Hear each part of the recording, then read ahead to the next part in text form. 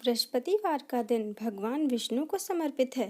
कहते हैं जो व्यक्ति हर गुरुवार भगवान विष्णु की पूजा करता है और गुरुवार की कथा सुनता है, गुरु बृहस्पति की और भगवान विष्णु की कृपा से उसकी सभी परेशानियां दूर हो जाती हैं।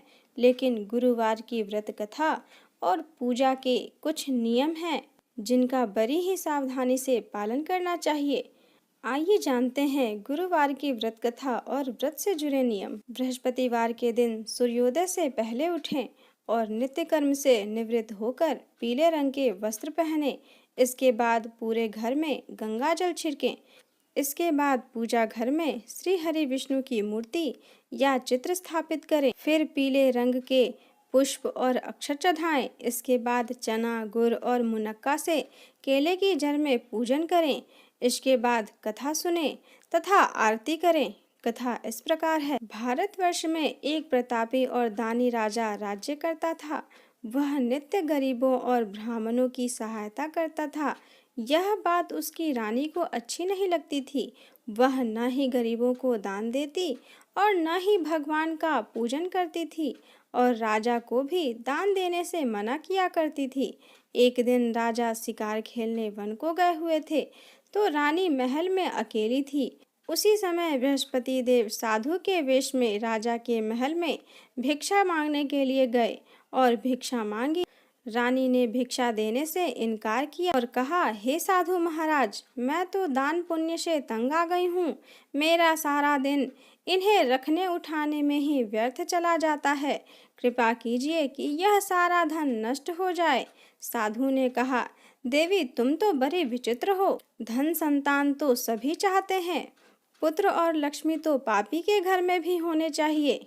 यदि तुम्हारे पास अधिक धन है तो भूखों को भोजन दो, प्यासों के लिए प्याऊ बनवाओ, मुसाफिरों के लिए धर्मशालाएं बनवाओ। जो निर्धन अपनी कुंवारी कन्याओं का विवाह नहीं कर सकते उनका विवाह करा दो। ऐसे और कई काम हैं जिनके करने से तुम्हारा यश लोक परलोक में फैलेगा। परंतु रानी पर उपदेश का कोई प्रभाव न पड़ा। वह बोली, महाराज, आप मुझे कुछ न समझाइए। मैं ऐसा धन नहीं चाहती जो हर जगह बांटती फिरूं। साधु ने उत्तर दिया, यदि तुम्हारी ऐसी इच्छा है तो तथास्तु। तुम ऐसा करना कि बृहस्पतिवार को घर लीपकर पीली मिट्टी से अपना सिर धोकर स्नान करना, कपड़े धोना। ऐसा करने से आपका सारा धन नष्ट हो जाएगा। इतना कहकर वह साधु महाराज वहां से लोप हो गए। साधु के अनुसार कई बातों को पूरा करते हुए रानी को केवल 3 बृहस्पतिवार ही बीते थे कि उसकी समस्त धन संपत्ति नष्ट हो गई। भोजन के लिए भी राजा का परिवार तरसने लगा। तब एक दिन राजा ने रानी से कहा कि हे रानी, तुम यहीं रहो, मैं दूसरे देश को जाता हूँ, क्योंकि यहाँ पर सभी लोग मुझे जानते हैं। इसीलिए मैं कोई छोटा कार्य नहीं कर सकता। ऐसा कहकर राजा परदेश चला गया। वहाँ वह जंगल से लकड़ी काट कर लाता और शहर में बेचता। इस तरह वह अपना जीवन व्यतीत करने लगा। इधर राजा के परदेश जाते ही रानी और दासी दुखी रहने लगी। एक बार जब रानी और दासी को 7 दिन तक बिना भोजन के रहना पड़ा तो रानी ने अपनी दासी से कहा, हे दासी, पास ही के नगर में मेरी बहन रहती है। वह बड़ी ही धन्यवान है। तू उसके पास जा और कुछ ले आ ताकि थोड़ी बहुत गुजर बसर हो जाए। दासी रानी की बहन के पास गई। उस दिन गुरुवार था। रानी की बहन उस समय बृहस्पतिवार व्रत की कथा सुन रही थी। दासी ने रानी की बहन को अपनी रानी का संदेश दिया, लेकिन रानी की बहन ने कोई उत्तर नहीं दिया। जब दासी को रानी की बहन से कोई उत्तर नहीं मिला तो वह बहुत दुखी हुई और उसे क्रोध भी आया। दासी ने वापस आकर रानी को सारी बात बता दी। सुनकर रानी ने अपने भाग्य को कोसा। उधर रानी की बहन ने सोचा कि मेरी बहन की दासी आई थी परंतु मैं उससे नहीं बोली, इससे वह बहुत दुखी हुई होगी। कथा सुनकर और पूजन समाप्त करके वह अपनी बहन के घर आई और कहने लगी, हे बहन, मैं बृहस्पतिवार का व्रत कर रही थी। तुम्हारी दासी मेरे पास आई थी परंतु जब तक कथा होती है तब तक ना ही तो उठते हैं और ना ही बोलते हैं, इसीलिए मैं नहीं बोली। कहो दासी, क्यों गई थी? रानी बोली, बहन, तुमसे क्या छुपाऊं? हमारे घर में खाने तक को अनाज नहीं था। ऐसा कहते कहते रानी की आंखें भर आई। उसने दासी समेत पिछले 7 दिनों से भूखे रहने तक की बात अपनी बहन को विस्तार पूर्वक सुना दी। रानी की बहन बोली, देखो बहन, भगवान बृहस्पति देव सबकी मनोकामना पूर्ण करते हैं। देखो, शायद तुम्हारे घर में अनाज रखा हो। पहले तो रानी को विश्वास नहीं हुआ, पर बहन के आग्रह करने पर उसने अपनी दासी को अंदर भेजा तो उसे सचमुच अनाज से भरा एक घड़ा मिल गया। यह देखकर दासी को बड़ी हैरानी हुई। दासी रानी से कहने लगी, हे रानी, जब हम लोगों को भोजन नहीं मिलता है तो हम व्रत ही तो करते हैं। इसीलिए क्यों ना इनसे व्रत और कथा की विधि पूछ ली जाए, ताकि हम भी व्रत कर सकें। तब रानी ने अपनी बहन से बृहस्पतिवार के व्रत के बारे में पूछा। उसकी बहन ने बताया, बृहस्पतिवार के व्रत में चने की दाल और मुनक्का से विष्णु भगवान का केले की जड़ में पूजन करें तथा दीपक जलाएं, व्रत कथा सुने और पीला भोजन ही करें। बृहस्पतिवार व्रत कथा के बाद श्रद्धा से आरती की जानी चाहिए। इसके बाद प्रसाद बांटकर उसे ग्रहण करना चाहिए। इससे बृहस्पति देव प्रसन्न होते हैं। व्रत और पूजन विधि बताकर रानी की बहन अपने घर लौट गई। 7 दिन बाद जब गुरुवार आया तो रानी और दासी ने व्रत रखा। घुड़साल में जाकर चना और गुड़ ले आई। फिर उससे केले की जड़ में तथा विष्णु भगवान का पूजन किया। अब पीला भोजन कहाँ से आए, इस बात को लेकर दोनों बहुत दुखी थे। चूंकि उन्होंने व्रत रखा था, इसीलिए बृहस्पति देव उनसे प्रसन्न थे। इसीलिए वे एक साधारण व्यक्ति का रूप धारण कर 2 थाली में सुंदर पीला भोजन दासी को दे गए। भोजन पाकर दासी प्रसन्न हुई और फिर रानी के साथ मिलकर भोजन ग्रहण किया। उसके बाद वे सभी गुरुवार को व्रत और विष्णु पूजन करने लगे। बृहस्पति भगवान की कृपा से उसके पास फिर से धन संपत्ति आ गई, परंतु रानी फिर से पहले की तरह आलस्य करने लगी। तब दासी बोली, देखो रानी, तुम पहले भी इस तरह आलस्य करती थी। तुम्हें धन रखने में कष्ट होता था, इसी कारण सभी धन नष्ट हो गया।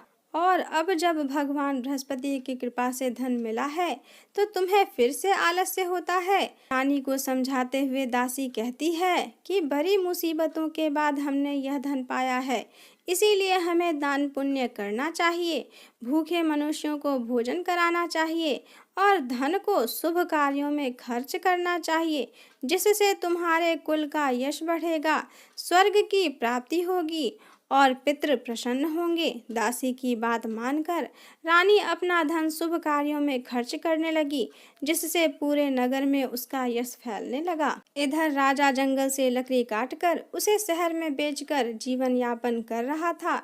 एक दिन राजा दुखी हो जंगल में एक पेड़ के नीचे आसन जमाकर बैठ गया।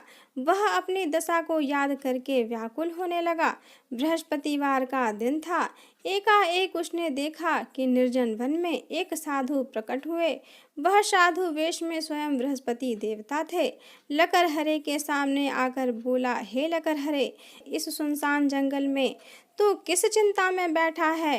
राजा ने दोनों हाथ जोड़कर प्रणाम किया और उत्तर दिया, महात्मा जी, आप सब कुछ जानते हैं, मैं क्या कहूँ? यह कहकर रोने लगा और साधु को अपनी आत्मकथा सुनाई।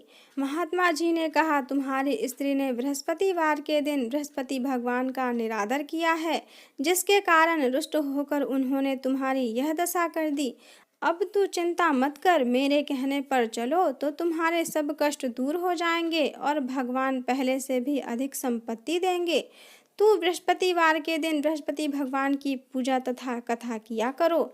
2 पैसे के चने मुनक्का लाकर उनका प्रसाद बनाओ और शुद्ध जल से लोटे में शक्कर मिलाकर अमृत तैयार करो। कथा के पश्चात अपने सारे परिवार और सुनने वाले प्रेमियों में अमृत व प्रसाद बांटकर आप भी ग्रहण करो। ऐसा करने से भगवान तुम्हारी सब मनोकामनाएं पूर्ण करेंगे। बृहस्पतिवार की कथा इस प्रकार है। प्राचीन काल में एक ब्राह्मण रहता था। वह बहुत निर्धन था। उसके कोई संतान नहीं थी। उसकी स्त्री बहुत मलिनता के साथ रहती थी। वह स्नान न करती, किसी देवता का पूजन न करती। इससे ब्राह्मण देवता बड़े दुखी रहते, बेचारे बहुत कुछ कहते, किंतु उसका कुछ परिणाम न निकला। भगवान की कृपा से ब्राह्मण की स्त्री को कन्या रूपी रतन पैदा हुआ। कन्या बरी होने पर प्रातः स्नान करके विष्णु भगवान का जाप वह बृहस्पतिवार का व्रत करने लगी। अपने पूजन पाठ को समाप्त करके विद्यालय जाती तो अपनी मुट्ठी में जौ भर के ले जाती और पाठशाला के मार्ग में डालती जाती। तब ये जौ सोने के हो जाते। लौटते समय उनको बीन कर घर ले जाती थी। एक दिन वह बालिका सूप में उन सोने के जौ को फटक कर साफ कर रही थी कि उसके पिता ने देख लिया और कहा, हे बेटी, सोने के जौ को फटकने के लिए सोने का सूप होना चाहिए। दूसरे दिन बृहस्पतिवार था। इस कन्या ने व्रत रखा और बृहस्पति देव से प्रार्थना करके कहा, मैंने आपकी पूजा सच्चे मन से की है तो मेरे लिए सोने का सूप दे दो। बृहस्पति देव ने उसकी प्रार्थना स्वीकार कर ली। रोजाना की तरह वह कन्या जौ फैलाती हुई जाने लगी। जब लौटकर जौ बीन रही थी तो बृहस्पति देव की कृपा से सोने का सूप मिला। उसे वह घर ले आई और उसमें जौ साफ करने लगी, परंतु उसकी माँ का वही ढंग रहा। एक दिन की बात है, वह कन्या सोने के सूप में जौ साफ कर रही थी। उस समय उस शहर का राजपुत्र वहां से होकर निकला। इस कन्या के रूप और कार्य को देखकर मोहित हो गया तथा वह अपने घर आकर भोजन तथा जल त्याग कर उदास होकर लेट गया। राजा को इस बात का पता लगा तो वह अपने प्रधानमंत्री के साथ उसके पास गए और बोले, हे बेटा, तुम्हें किस बात का कष्ट है? किसी ने अपमान किया है अथवा और कोई कारण है सो कहो, मैं वही कार्य करूँगा जिससे तुम्हें प्रसन्नता हो। राजकुमार ने अपने पिता की बात सुनी तो वह बोला, मुझे आपकी कृपा से किसी बात का दुख नहीं है। किसी ने मेरा अपमान नहीं किया, परंतु मैं उस लड़की के साथ विवाह करना चाहता हूँ जो सोने के सूप में जौ साफ कर रही थी। यह सुनकर राजा आश्चर्य में पड़ गया और बोला, हे बेटा, इस तरह की कन्या का पता तुम ही लगवाओ, मैं उसके साथ तेरा विवाह अवश्य करवा दूंगा। राजकुमार ने उस लड़की के घर का पता बतलाया। तब मंत्री उस लड़की के घर गए और ब्राह्मण देवता से सभी हाल बतलाया। ब्राह्मण देवता राजकुमार के साथ अपनी कन्या का विवाह करने के लिए तैयार हो गए तथा विधि विधान के अनुसार ब्राह्मण की कन्या का विवाह राजकुमार के साथ हो गया। कन्या के घर से जाते ही पहले की भांति उस ब्राह्मण देवता के घर गरीबी का निवास हो गया। अब भोजन के लिए भी अन्न बड़ी मुश्किल से मिलता था। एक दिन दुखी होकर ब्राह्मण देवता अपनी पुत्री के पास गए। बेटी ने पिता को दुखी अवस्था में देखा और अपनी माँ का हाल पूछा। तब ब्राह्मण ने सभी हाल कहा। कन्या ने बहुत सा धन देकर अपने पिता को विदा कर दिया। इस तरह ब्राह्मण का कुछ समय सुखपूर्वक व्यतीत हुआ। कुछ दिन बाद फिर वही हाल हो गया। ब्राह्मण फिर अपनी कन्या के यहाँ गया और सारा हाल कहा तो लड़की बोली, हे पिताजी, आप माताजी को यहाँ लिवा लाओ, मैं उसे विधि बता दूंगी जिससे गरीबी दूर हो जाएगी। वह ब्राह्मण देवता अपनी स्त्री को लेकर पहुँचे तो अपनी माँ को समझाने लगी, हे माँ, तुम प्रातः काल प्रथम स्नान आदि करके विष्णु भगवान का पूजन करो तो सब दरिद्रता दूर हो जाएगी। परंतु उसकी माँ ने एक भी बात नहीं मानी और प्रातःकाल उठकर अपनी पुत्री के बच्चों की जूठन को खा लिया। इससे उसकी पुत्री को बहुत गुस्सा आया और एक रात को कोठरी से सभी सामान निकालकर अपनी माँ को उसमें बंद कर दिया। प्रातःकाल उसे निकाला तथा स्नान आदि करा के पूजा पाठ करवाया तो उसकी माँ की बुद्धि ठीक हो गई और फिर प्रत्येक बृहस्पतिवार को व्रत रखने लगी। इस व्रत के प्रभाव से उसके माता पिता बहुत ही धन्यवान और पुत्रवान हो गए और बृहस्पति जी की प्रभाव से इस लोक के सुख भोग कर स्वर्ग को प्राप्त हुए।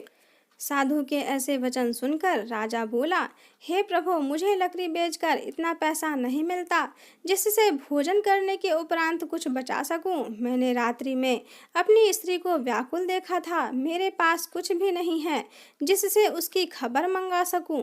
साधु ने कहा, हे लकड़हरे, तुम किसी बात की चिंता मत करो। बृहस्पति के दिन तुम रोजाना की तरह लकड़ियाँ लेकर शहर को जाओ। तुम्हें रोज से दुगना धन प्राप्त होगा जिससे तुम भली भांति भोजन कर लोगे तथा पूजा का सामान भी आ जाएगा। इतना कहकर साधु अंतर ध्यान हो गए।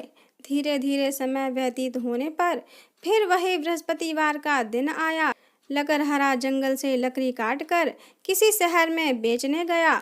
उसे उस दिन से अधिक पैसा मिला। राजा ने चना गुड़ आदि लाकर गुरुवार का व्रत किया। उस दिन से उसके सभी कलेश दूर हुए। परंतु जब दोबारा गुरुवार का दिन आया तो बृहस्पतिवार का व्रत करना भूल गया। इस कारण बृहस्पति भगवान नाराज हो गए। उस दिन उस नगर के राजा ने विशाल यज्ञ का आयोजन किया तथा शहर में यह घोषणा करा दी कि कोई भी मनुष्य अपने घर भोजन न बनावे, न आग जलावे। समस्त जनता मेरे यहाँ भोजन करने आए। इस आज्ञा को जो न मानेगा उसे फांसी की सजा दी जाएगी। इस तरह की घोषणा संपूर्ण नगर में करवा दी गई। राजा की आज्ञा अनुसार शहर के सभी लोग भोजन करने के लिए गए, लेकिन लकड़हारा कुछ देर से पहुंचा, इसीलिए राजा उसको अपने साथ घर लिवा ले गए और ले जाकर भोजन करा ही रहे थे कि रानी की दृष्टि उस खुट्टी पर पड़ी जिस पर उसका हार लटका हुआ था। वह वहां पर दिखाई नहीं दिया। रानी ने निश्चय किया कि मेरा हार इसी मनुष्य ने चुरा लिया है। उसी समय सिपाहियों को बुलाकर उसको कारागार में डलवा दिया। जब राजा कारागार में पड़ गया और बहुत दुखी होकर विचार करने लगा कि न जाने कौन से पूर्व जन्म के कर्म से मुझे यह दुख प्राप्त हुआ है, और उस साधु को याद करने लगा जो कि जंगल में मिला था। उसी समय तत्काल बृहस्पति देव साधु के रूप में प्रकट हुए और उसकी दशा को देखकर कहने लगे, अरे मूर्ख, तूने बृहस्पति देव की कथा नहीं करी, इस कारण तुझे दुख प्राप्त हुआ है। अब चिंता मत कर। बृहस्पतिवार के दिन कारागार के दरवाजे पर 4 पैसे पड़े मिलेंगे। उनसे तू बृहस्पति देव की पूजा करना, तेरे सभी कष्ट दूर हो जाएंगे। बृहस्पतिवार के दिन उसे 4 पैसे मिले। लकड़हारे ने कथा कही। उसी रात्रि को बृहस्पति देव ने उस नगर के राजा को स्वप्न में कहा, हे राजा, तूने जिस आदमी को कारागार में बंद कर दिया है वह निर्दोष है, वह राजा है, उसे छोड़ देना। रानी का हार उसी खुट्टी पर लटका है। अगर तू ऐसा नहीं करेगा तो मैं तेरे राज्य को नष्ट कर दूंगा। इस तरह रात्रि के स्वप्न को देखकर राजा प्रातःकाल उठा और खुट्टी पर हार देखकर लकड़हारे को बुलाकर क्षमा मांगी तथा लकड़हारे को योग्य सुंदर वस्त्र आभूषण देकर विदा किया। बृहस्पति देव की आज्ञा अनुसार लकड़हारा अपने नगर को चल दिया। राजा जब अपने नगर के निकट पहुंचा तो उसे बड़ा आश्चर्य हुआ। नगर में पहले से अधिक बाग, तालाब, कुएं तथा बहुत सी धर्मशालाएं, मंदिर आदि बन गए थे। राजा ने पूछा, यह किसका बाग और धर्मशाला है? तब नगर के सब लोगों ने कहा कि यह रानी और दासी के हैं। तो राजा को आश्चर्य हुआ और गुस्सा भी आया। जब रानी ने यह खबर सुनी कि राजा आ रहे हैं तो उन्होंने दासी से कहा कि हे दासी, देख राजा हमको कितनी बुरी हालत में छोड़ गए थे। वे हमारी ऐसी हालत देखकर कहीं लौट न जाएं, इसीलिए तू दरवाजे पर खड़ी हो जा। आज्ञा अनुसार दासी दरवाजे पर खड़ी हो गई। राजा आए तो उन्हें अपने साथ लिवा लाई।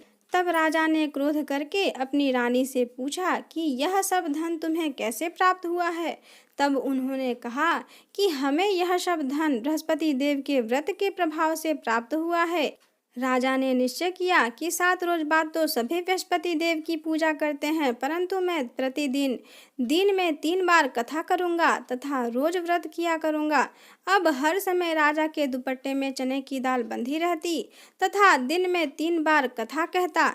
एक रोज राजा ने विचार किया कि चलो अपनी बहन के यहाँ हो आवे। इस तरह निश्चय कर राजा घोड़े पर सवार हो अपनी बहन के यहाँ चल दिया। मार्ग में उसने देखा कि कुछ आदमी एक मुर्दा लिए जा रहे थे। उन्हें रोककर राजा कहने लगा, अरे भाइयों, मेरी बृहस्पति देव की कथा सुन लो। वे बोले, लो हमारा आदमी मर गया है और इसको अपनी कथा की परी है। परंतु कुछ आदमी बोले, अच्छा कहो, हम तुम्हारी कथा भी सुनेंगे। राजा ने दाल निकाली और जब कथा आधी हुई कि मुर्दा हिलने लगा और जब कथा समाप्त हो गई तो राम राम कह के मनुष्य उठकर खड़ा हो गया। आगे मार्ग में उसे एक किसान खेत में हल चलाता मिला। राजा ने उसे देखा और उससे बोला, अरे भैया, तुम मेरी बृहस्पतिवार की कथा सुन लो। किसान बोला, जब तक तेरी कथा सुनूंगा तब तक 4 हरियार जोत लूंगा। जा अपनी कथा किसी और को सुनाना। इस तरह राजा आगे चलने लगा। राजा के हटते ही बैल पछाड़ खाकर गिर गए और किसान के पेट में भयंकर दर्द होने लगा। उस समय उसकी माँ रोटी लेकर आई। उसने जब यह हाल देखा तो अपने पुत्र से सब हाल पूछा और बेटे ने सभी हाल कह दिया। तो बुढ़िया दौड़ी दौड़ी उस घुड़सवार के पास गई और उससे बोली, मैं तेरी कथा सुनूंगी, तू अपनी कथा मेरे खेत पर ही चलकर कहना। राजा ने बुढ़िया की खेत पर जाकर कथा कही, जिसके सुनते ही वह बैल उठकर खड़ा हो गया और किसान के पेट का दर्द भी बंद हो गया। राजा अपनी बहन के घर पहुंचा। बहन ने भाई की खूब मेहमानी की। दूसरे रोज प्रातःकाल राजा जगा तो वह देखने लगा कि सब लोग भोजन कर रहे हैं। राजा ने अपनी बहन से कहा, ऐसा कोई मनुष्य नहीं है जिसने भोजन नहीं किया हो। मेरे बृहस्पतिवार की कथा सुन ले। बहन बोली, हे भैया, यह देश ऐसा ही है। पहले यहाँ लोग भोजन करते हैं, बाद में अन्य काम करते हैं। अगर कोई पड़ोस में हो तो देख लाती हूँ। वह ऐसा कहकर देखने चली गई, परंतु उसे कोई व्यक्ति नहीं मिला जिसने भोजन न किया हो। अंत में वह एक कुम्हार के घर गई जिसका लड़का बीमार था। उसे मालूम हुआ कि यहाँ 3 रोज से किसी ने भोजन नहीं किया है। रानी ने अपने भाई की कथा सुनने के लिए कुम्हार से कहा। वह तैयार हो गया। राजा ने जाकर बृहस्पतिवार की कथा कही, जिसको सुनकर उसका लड़का ठीक हो गया। अब तो राजा की प्रशंसा होने लगी। एक रोज राजा ने अपनी बहन से कहा कि हे बहन, हम अपने घर को जाएंगे, तुम भी तैयार हो जाओ। राजा की बहन ने अपनी सास से कहा। सास ने कहा, हाँ चली जा, परंतु अपने लड़कों को मत ले जाना, क्योंकि तेरे भाई के कोई औलाद नहीं है। बहन ने अपने भैया से कहा, हे भैया, मैं तो चलूंगी पर कोई बालक नहीं जाएगा। राजा बोला, जब कोई बालक नहीं चलेगा तो तुम ही चलकर क्या करोगी। बड़े दुखी मन से राजा अपने नगर को लौट आया। राजा ने अपनी रानी से कहा, हम निर्वंशी राजा हैं, हमारा मुंह देखने का धर्म नहीं और कुछ भोजन आदि नहीं किया। रानी बोली, हे प्रभु, बृहस्पति देव ने हमें सब कुछ दिया है तो हमें औलाद अवश्य देंगे। उसी रात्रि को बृहस्पति देव ने राजा के स्वप्न में कहा, हे राजा, उठ, सभी सोच को त्याग दे, तेरी रानी गर्भवती है। राजा को यह बात सुनकर बड़ी प्रसन्नता हुई। 9वें महीने में उसके गर्भ से एक सुंदर पुत्र पैदा हुआ। तब राजा बोला, हे रानी, स्त्री बिना भोजन के रह सकती है, लेकिन बिना कहे नहीं रह सकती। जब मेरी बहन आए तो तुम उससे कुछ मत कहना। रानी ने सुनकर हाँ कह दी। जब राजा की बहन ने यह शुभ समाचार सुना तो वह बहुत खुशी हुई तथा बधाई लेकर अपने भाई के यहाँ आई। तभी रानी ने कहा कि घोड़ा चढ़कर तो नहीं आई, गधा चढ़ी आई। राजा की बहन बोली, भाभी, मैं इस प्रकार न कहती तो तुम्हें औलाद कैसे मिलती। बृहस्पति देव ऐसे ही हैं, जैसी जिसके मन की कामनाएं हैं सभी को पूर्ण करते हैं। जो सद्भावना पूर्वक बृहस्पतिवार का व्रत करता है एवं कथा पढ़ता है अथवा सुनता है, दूसरों को सुनाता है, बृहस्पति देव उसकी सभी मनोकामनाएं पूर्ण करते हैं। भगवान बृहस्पति देव उसकी सदैव रक्षा करते हैं। संसार में जो मनुष्य भगवान का पूजन व्रत सच्चे हृदय से करते हैं, उनकी सभी मनोकामनाएं पूर्ण करते हैं। जैसी सच्ची भावना से राजा और रानी ने उनकी कथा का गुणगान किया तो उनकी सभी इच्छाएं बृहस्पति देव ने पूरी की थी। इसीलिए पूर्ण कथा सुनने के बाद प्रसाद लेकर जाना चाहिए। हृदय में उनका मनन करते हुए जयकार बोलना चाहिए। बोले बृहस्पति देव की जय, भगवान विष्णु की जय।